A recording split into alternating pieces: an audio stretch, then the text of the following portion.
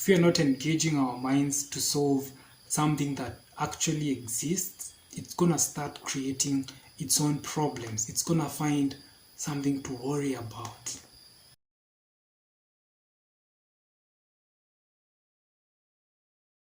Welcome back to the channel.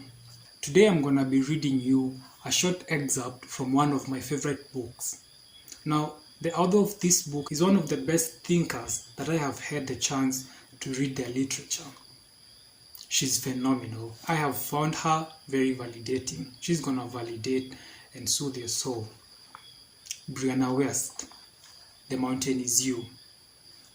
We're gonna be covering a chapter on emotional intelligence. This is chapter 4 of the book. And the part I'm gonna read you today is Your Mind is Anti-Fragile. Now, listen to this. This really changed my life this morning. Is your brain the greatest antagonist in your life? Is irrational fear at the core of the majority of your greatest stressors? Do you ever have the hunch that you're almost seeking out problems, creating issues where they don't exist, overreacting, overthinking, and catastrophizing? If you said yes to this, congratulations, you're self-aware. You are also just like anybody else. If you feel like you're always subconsciously scanning your life to identify the next thing to worry about, the next potential threat to fear, you'd be right. What we fear most is what our minds identify as the least likely threat that we cannot control.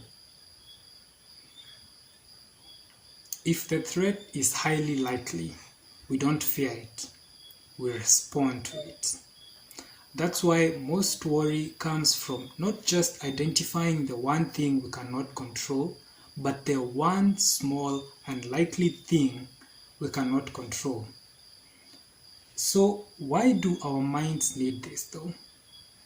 Can't we just enjoy what we have and be grateful? To a point, absolutely.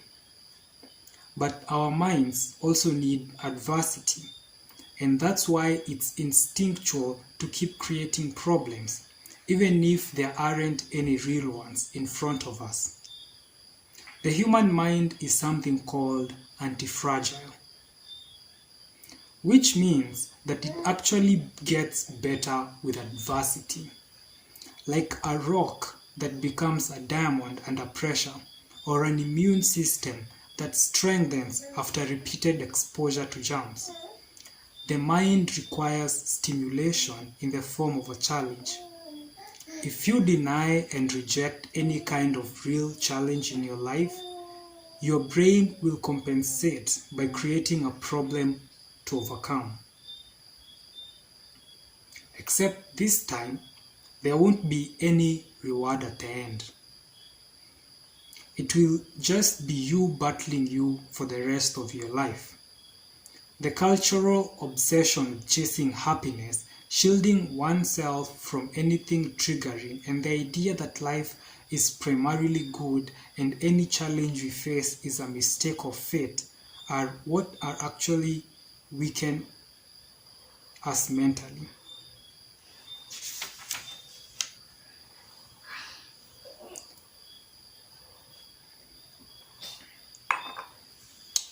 Shielding the mind from any adversity makes us more vulnerable to anxiety, panic, and chaos.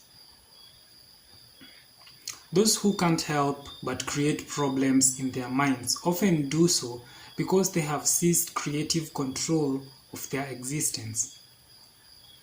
They move into the passenger seat, thinking that life happens to them rather than being a product of their actions. Who wouldn't be afraid if that were the case? But what most people don't tell you is that adversity makes you creative. It activates the part of you that is often latent. It makes things interesting. Part of the human narrative is wanting something to overcome. The trick is keeping it in balance. Choosing to exit your comfort zone and endure pain for a worthy cause. Focusing on the problems that are real problems in the world, like hunger or politics or whatever else. But most importantly, it's about staying engaged with what we can control in life, which is most things if you really think about it. Anti-fragile things need tension, resistance, adversity, and pain to break and transform. We get this by deeply communing with life and being part of it, rather than fearing our emotions and sitting on the sidelines. You can't stay there forever, nor do you really want to. Embracing the grit of it all was what you were made for. Lean in and start living. Wow, don't you think that's powerful? Your mind. This is a question that I have asked myself for a long time, that I think everybody battles with. Why do we love to create problems? If we are not engaging our minds to solve something that actually exists, it's gonna start creating its own problems. It's gonna find something to worry about.